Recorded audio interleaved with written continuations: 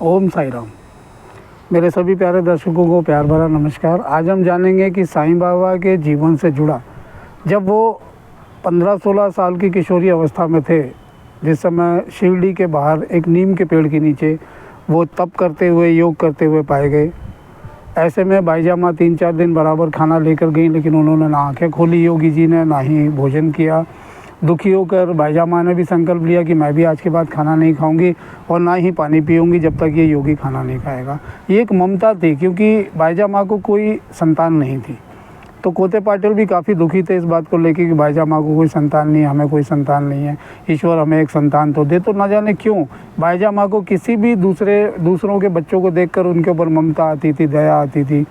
और जो योगी का जो तेज था चेहरे पर, जो एक नूर था, एक जो आकर्षण था, एक जो उनके व्यक्तित्व में एक आकर्षित कर देने वाला जो तेज था, उसमें बाईजामा की ममता मिश्रित हुई और उनके मन में न जाने कैसी उनके प्रति माया दया का भाव उत्पन्न हुआ। और ऐसे में बाईजामा काफ़ी बीमार हो गई। तब बाद में फिर बाईजामा के घर के बाजू में ही अब्दुल जी का घर था। शेख अब्दुल के घर पे भोजन फिर से बनवाया गया योगी के लिए, और 3-4 लोग बुलाए कोते पाटिल जी ने और उनसे कहा कि चलो बाईजामा को खाट के साथ ही उठाकर ले चलो और आज तो जो होगा सो वही योगी जी के सामने होगा। ये एक भक्ति थी, एक समर्पण था उस योगी के प्रति, और उस योगी से जो भी देख लेता था वो मोहित हो जाता था उस योगी के ऊपर। बहुत ध्यान मग्न एकदम वो जो उनकी जो उस समय का वो था व्यक्तित्व, वो बहुत ही आकर्षित कर देने वाला था। ऐसे में जब मैं आपको जानकारी बड़े विस्तार से दे रहा हूँ, ध्यान से सुनिएगा, क्योंकि अभी आपको इसमें एक चीज़ की जानकारी और दूंगा कि किस तरह बाईजामा ने अपनी भक्ति और ममतामयी भक्ति से उस योगी की आंखें भी खुलवाई और भोजन भी कराया। तो ऐसे में फिर 3-4 लोग आगे, उन्होंने जो खाट थी जिस पर बाईजामा लेटी हुई थी, उस खाट को कंधे पर उठाया और खाट के साथ ही बाईजामा को लेकर उस नीम के पेड़ के नीचे पहुँचे।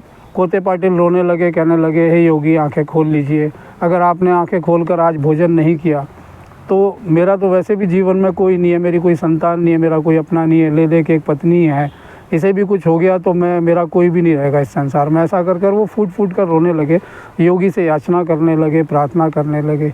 योगी जी सुन रहे थे बड़े ध्यान से, आंखें बंद थी उनकी।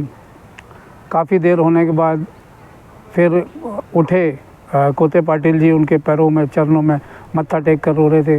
तो उसके बाद वो उठ के बाद उन्होंने जो टिफ़िन लाए थे, जो खाना का डब्बा लेके आए थे, वो टिफ़िन खोला, योगी के सामने रखा और उनसे फिर विनती की। और उनके साथ धीरे धीरे गांव के काफ़ी लोग इकट्ठे हो गए वहाँ पर।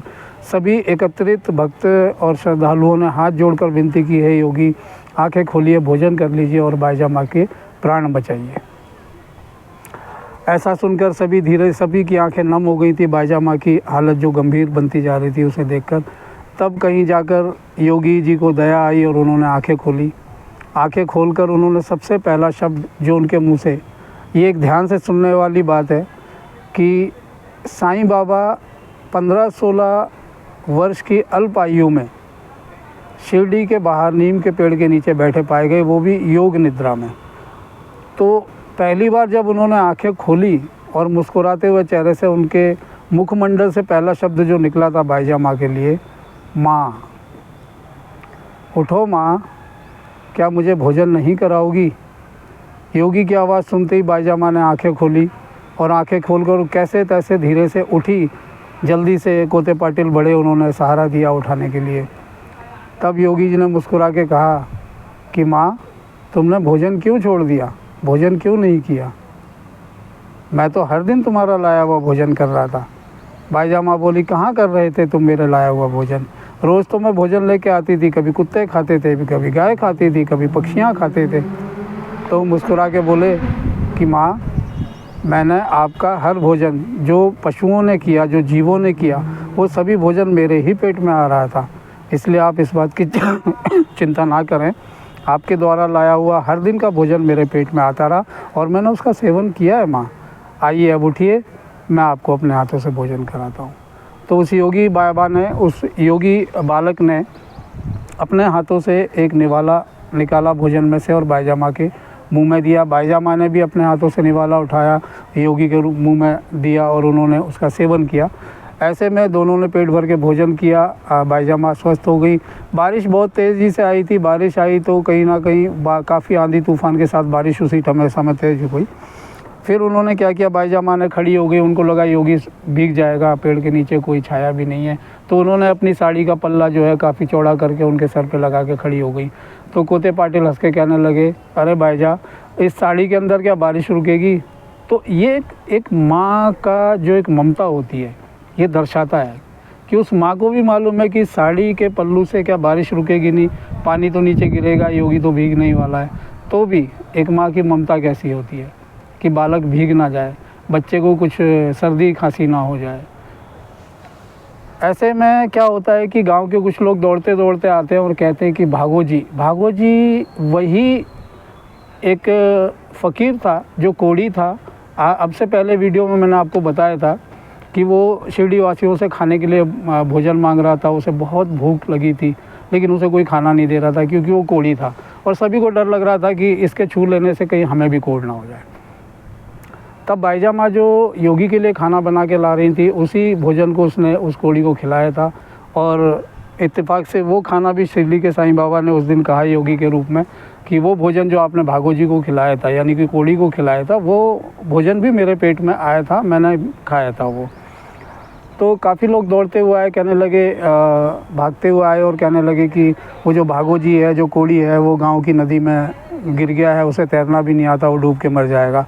तो ऐसे में वो लोग सभी नदी किनारे भागे और पीछे पीछे ये योगी बालक भी जो साईं बाबा के रूप में थे वहाँ तक गए। वहाँ जाने के बाद उन्होंने देखा कि वो पानी के अंदर गिरा हुआ है, नदी के अंदर, और छटपटा रहा है, चिल्ला भी रहा है, मुझे बचाओ, मुझे बचाओ, मुझे तैरना नहीं आता है, कोई तो मेरे ऊपर रहम खाओ, कोई तो मेरे ऊपर दया खाओ। लेकिन तमाम शिरडी वासी वहाँ खड़े थे, किसी की हिम्मत नहीं हुई। और तैरने वाले तैराकी बहुत थे, लेकिन सभी को वही डर था कि इसको कोढ़ है, हमने छुआ तो कहीं हमें भी कोढ़ ना हो जाए। इसकी वजह से उन लोगों ने, किसी ने भी उसको बचाने का प्रयास नहीं किया। लेकिन वो योगी दौड़ के आए। उन्होंने जब देखा कि शिरडी वासी जितने भी खड़े थे उनमें से कोई भी उस दया के पात्र को कोई दया नहीं दे रहा है, उसको कोई उसकी कोई रक्षा नहीं कर रहा, उसे डूबने से कोई नहीं बचा रहा, तो ऐसे में योगी ने ही, जो 15-16 साल की अवस्था में थे, उसी योगी उस नदी के अंदर छलांग लगा दी और जाकर किसी तरह उस कोढ़ी व्यक्ति को लेकर बाहर आए। जब बाहर आ गए तभी भी उन्होंने अपने हाथों से ही उनको उठाया, संभाला, खड़ा किया। और वो कोढ़ी जो था वो खड़ा होकर हाथ जोड़कर विनती करने लगा कि हे बालक, अगर तुम ना होते तो आज मैं डूब के मर जाता। तब साईं बाबा ने मुस्कुराते हुए उसके चेहरे को देखा, उसके पूरे शरीर के हर भाग को देखा जो कोढ़ से पूरी तरह त्रस्त था।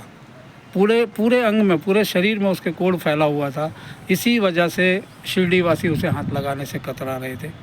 साईं बाबा ने कहा, तुम लोग कितनी देर से यहाँ पर तमाशा बन के इसको डूबता हुआ देख रहे थे, लेकिन किसी ने बढ़ के इसको बचाया नहीं, क्यों नहीं? क्या तुम्हें यही डर था कि इसका कोढ़ कहीं तुम्हें ना लग जाए? चलो, आज इस भागो जी का कोढ़ हमेशा के लिए दूर हो जाएगा। यह कहते हुए साईं बाबा ने अपना एक हाथ उठाया, आंखें बंद की। उसी योगी बालक ने हाथ उठाया। हाथ उठाकर जैसे ही उस भागो जी कोढ़ी के सर से लेके पाँव तक अपना हाथ घुमाया, कि आप यकीन नहीं करेंगे, इस बात पर पूरा विश्वास करिएगा कि उस कोढ़ी की काया ऐसी होगी जैसे चंद्रमा की जो कांति होती है, वह भी शायद उसके सामने सूक्ष्म पड़ जाए। सभी तरह का कोढ़, उसका कष्ट, उसका जो भी तकलीफ़ें थी, वो सारी दूर हो गई। वो पूरी तरह पुनः स्वस्थ होकर खड़ा हो गया और एकदम दंडवत करके उस योगी को प्रणाम करके कहने लगा, हे योगी, आपने मेरी काया को आज सुरक्षित किया है, मुझे आरोग्य प्रदान किया है, मुझे अच्छा स्वास्थ्य दिया, इसके लिए मैं आपका हृदय से धन्यवाद करता हूँ। ऐसी साईं बाबा की जो रचनाएं हैं, जो चमत्कारी रचनाएं हैं, ये सब मैं आप सभी के साथ साझा करता रहूँगा। और एक भी, मैं आपसे ये भी वादा करता हूँ कि एक भी रचना साईं बाबा से संबंधित ऐसी नहीं होगी जो मेरी खुद की बनाई हुई हो। मैं वही कहूँगा जो उनके जीवन में, जो उनका जीवन से सच्चरित्र, जो उनके जीवन से जुड़ी घटनाएं थी, जो उन्होंने चमत्कार खुद अपने हाथों से किए थे। ऐसे तो आज के वीडियो में मैंने आपको जानकारी दी कि किस तरह बाईजा माँ ने हट करके योगी बालक को योग से जगाया और भोजन कराया, और ये भी बताया कि किस तरह भागवत जी के कोढ़ को साईं बाबा ने योगी अवस्था में, एक बालक की अवस्था में उनके कोढ़ को दूर किया और उन्हें आरोग्य प्रदान किया। ये सभी इसी तरह की और जानकारियाँ अगले वीडियो में आपको देता रहूँगा। मैं आप सभी से प्रार्थना करता हूँ कि तरह तरह की बिन आपने साईं बाबा से जुड़े बहुत सारे वीडियो देखे होंगे, धारावाहिक देखे होंगे, ना जाने कितनी पिक्चरें भी देखी होंगी, उनके जीवन से जुड़ी हुई बहुत सारी जानकारियाँ। मैं ऐसा नहीं कह रहा हूँ कि आप सभी से ज़्यादा जानकार मैं हूँ, लेकिन कुछ जानकारियाँ ऐसी भी हैं जो शायद पूरी तरह से प्रसारित या प्रचारित नहीं की गई थी। ऐसी जानकारियाँ जो अभी तक शायद किसी ना दी हो, ये सब जानकारियाँ आप सभी से साझा करना चाहता हूँ। पर ये जानकारियाँ आप तक पहुँचें, इसके लिए आपको मेरे साईं राज के सुर, जो मेरा ये ग्रुप बनाया है, जो मेरा चैनल है, इसको सब्सक्राइब ज़रूर करें। सब्सक्राइब करने से बेल आइकॉन का बटन दबाने से जो भी वीडियो मैं अपलोड करूँगा आप तक पहुँचेगी, और मेरे हर वीडियो से आपको साईं बाबा के जीवनी से जुड़ी बहुत सारी नई नई जानकारियाँ प्राप्त होती रहेंगी। तो इसी के साथ मैं आपसे विदा लेता हूँ। अगली वीडियो में आपको और आगे बहुत अच्छी जानकारियाँ देता रहूँगा। तब तक के लिए आप बने रहिए मेरे यूट्यूब चैनल साईं राज के सुर के साथ। बेल आइकॉन का बटन ज़रूर दबाइए और सब्सक्राइब ज़रूर कीजिए।